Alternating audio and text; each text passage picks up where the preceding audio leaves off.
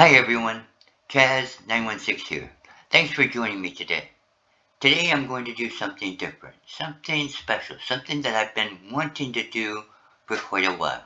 Today I want to make a language, Proto Fae, a proto language for my Fae folk in my D&D world of EOS.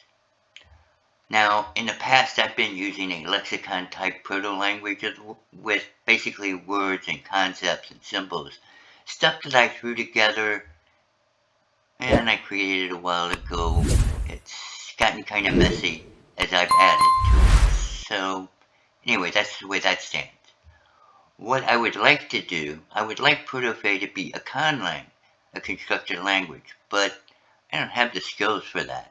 So being the tinkerer that I am, I've decided to build the language. So I came up with a plan. I'm going to use an existing conlang. Now I've chosen Toki Pona as my conlang. I'll explain why later. To that I want to add runes, and then I'm going to add words and sounds for the various Fae ancestry. So there'll be like an elf word and a dwarven word and a gnome word, etc. for each of the words in my dictionary or my lexicon. I know it's sounding a little convoluted, but that's the way it is. In addition, I'm also going to give you a little bit of historical lore, and we're going to put it all together and see what develops. Now in my head all of this sounds easy, but I'm not a conlanger or a linguist. I'm a game developer and tinkerer. This is video 1. If you like it and you want to see more, please consider following and subscribing. Comments, questions, suggestions, etc. are welcome. Please leave them in the comment section below. Okay, so let's get started. First, I want to look at the tools that I am going to use through this process, at least for this phase, for the basic build. Okay, let's get a look here. Here we go. Number 1 is the Toki Pona dictionary. The language only has 120 words. This dictionary has them all, and it shows how each word is used as a noun, an adjective, a number, a preverb, whatever part of speech it is, this table shows it and what it means. Okay, next. This is the wiki page for runes, Futhark runes, which is the Elder Futhark. 24 runes, has the sounds, has the meanings, all of that kind of stuff. I'm going to be adding that to Toki Pona. This is the cheat sheet. This doesn't have all of the wording that the dictionary has, but this one has like a quick cheat sheet, a quick guide to what the words mean. This made it a little easier for me to find the correct words when I'm corresponding between the runes and Toki Pona. Next, Glosbe. This turned out to be, I found this later, but it is really useful. It is basically a translator between English and Toki Pona. This allowed me to take some of the words that I was having trouble finding, put them into here, translate them into Toki Pona. It just helped a lot. Okay, so that covers the tools. Okay, first things first, before I get into this. I am not a conlanger or a linguist. I'm a game developer and tinkerer. Please keep that in mind. Conlanger critics out there, please keep that in mind. I'm not trying to create a conlang. I am trying to build something for a game world. Okay. My goals.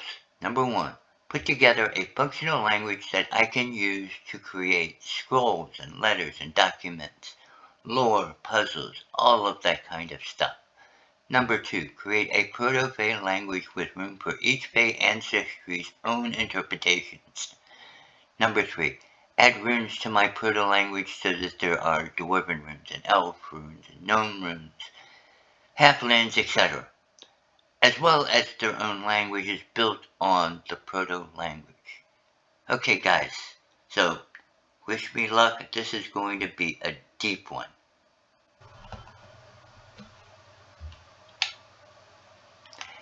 Here goes.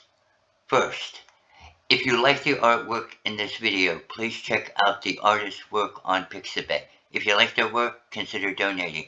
This is not a promotional. Their information is listed in the credits section below.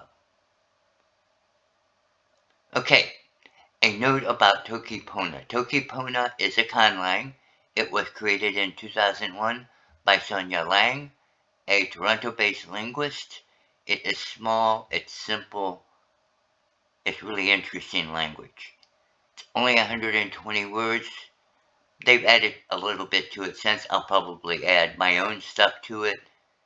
I think it's going to work great. I think it's perfect for a proto-language. Now, a little bit about lore. Proto-language appears in my world on the Isle of Fae. All of the shrine diviners, all over the island, at every shrine. This happened all at once. They suddenly started beginning to speak strange words and new sounds, and they began writing strange new symbols. This occurred for over a month. The diviners said that the words spoken and written are a gift of the land Vitor, the land spirit, that should be written down, spoken, and cherished by all. These words and phrases and sounds became the first language of the Fae, the first true language. The first 24 of the 130 or so words and symbols and stuff are called runes. So each ancestry, the dwarves, the elves, the gnomes, and etc., have their own set of runes because they interpret them differently. They made the sounds differently. Their own tongues and their own language. So this is the proto-language from which all of that is going to derive. Now I can't cover all of that in one video.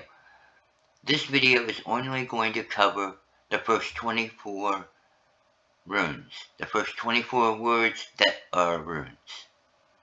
Now, how I created the rune list that we are going to look at next. I used the PDF cheat sheet to find the Toki Pona words with meanings similar to the 24 runes. I can kind of combine them with the Toki Pona words from the dictionary, as well as the meanings of the runes. I put that all into one thing, plus I've left some space for the actual words for the different languages, Fae languages. So, let's take a look at my first draft of the Proto Fae runes.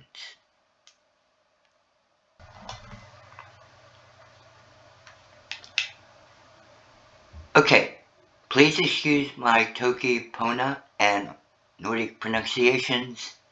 Anything like that I do, I barely speak English. I don't know or speak any of these languages, just so you know, that's all I'm going to say. Please note, I am not listing all of the rune meanings because, well, there's so many different rune systems out there that it would take forever. Also, I intend to develop this at a later date and include a lot of associations and esoteric lore, but that's later, if I get around to it. Okay, so let's take a look at what I've done here. Okay, we have Toki Pona, the word Khan. To that I added Anzus. Now, Anzus is a rune that means God. Well, this is in proto times. There's no gods yet. It's all animistic. There are gods, but that's another story. So for now, I'm using the Toki Pona word Khan. It means air, breath, essence, spirit, hidden reality, unseen agent, and also kind of Siwi, which means divine and sacred and supernatural. These kind of imply the spirit world, which is what gods were then. So this kind of fits nicely. Now, as you can see, I have included the the definitions for the Tony Poka, the definitions for the runes. To that, I've added a row where I'm going to put words, like a word in common, word for dwarves, elf, gnome, also an ancient one and modern one so that I can have the proto and maybe a modern one later. I don't know. This is going to take a lot of work, so we'll see what happens. This is just staged out for now.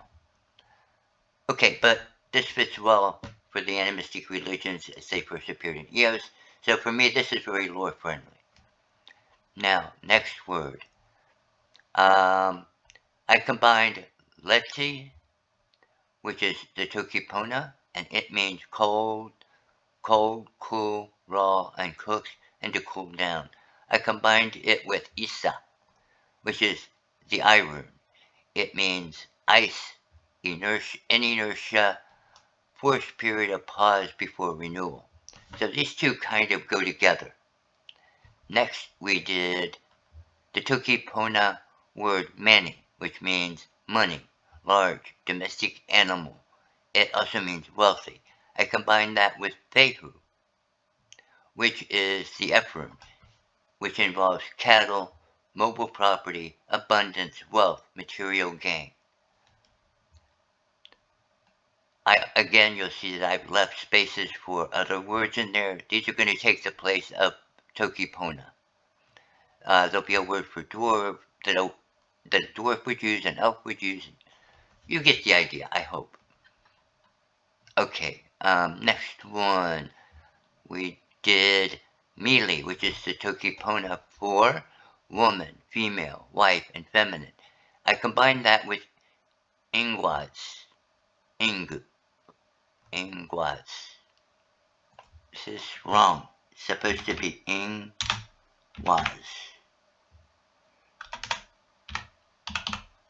Ingwaz.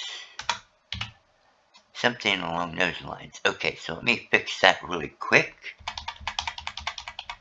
There we go. Ingwaz, which is the NG rune. Mili is the Tony Poka. And it means, like I said, woman, female, wife, and feminine. Ingwaz means fertility, sexuality, which we kind of associate with females. The family lines, which is to females because they give birth, and ancestry, again. So these two runes fit, this rune fits with it, kinda, sorta, you know?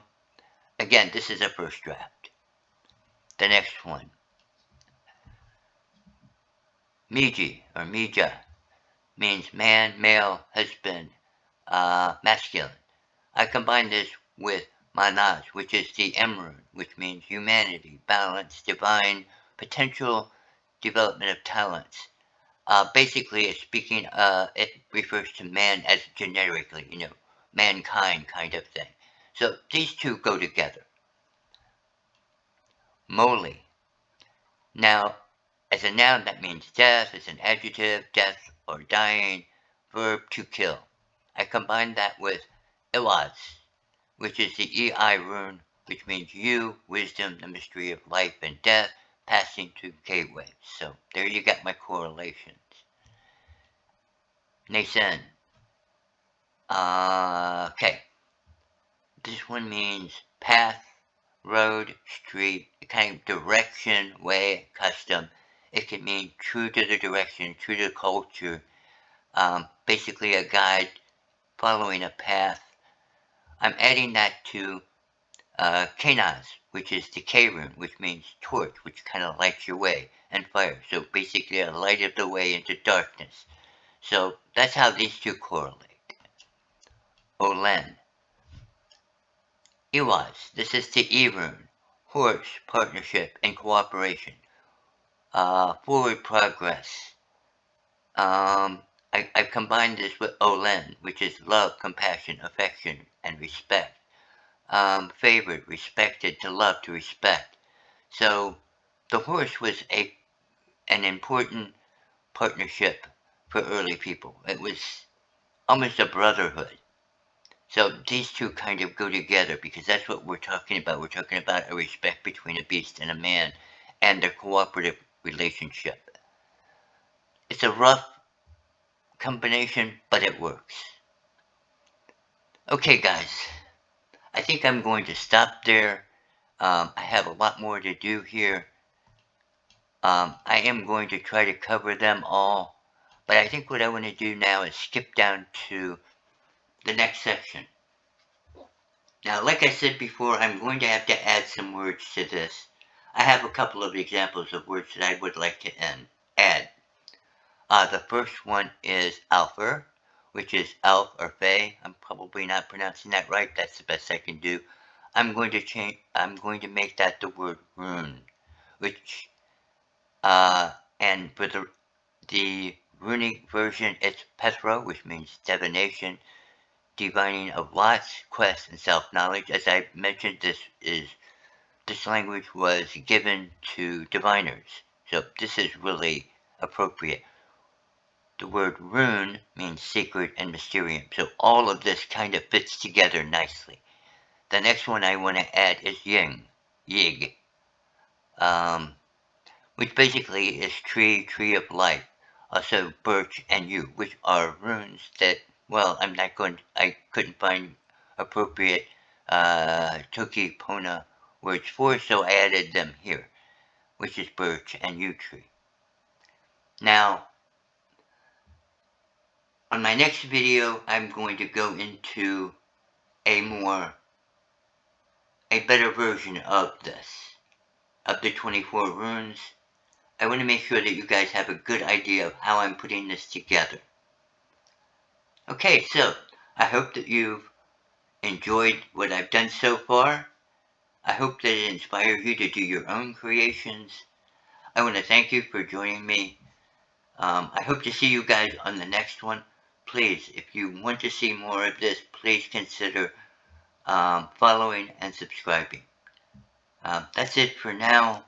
See you guys on the next one.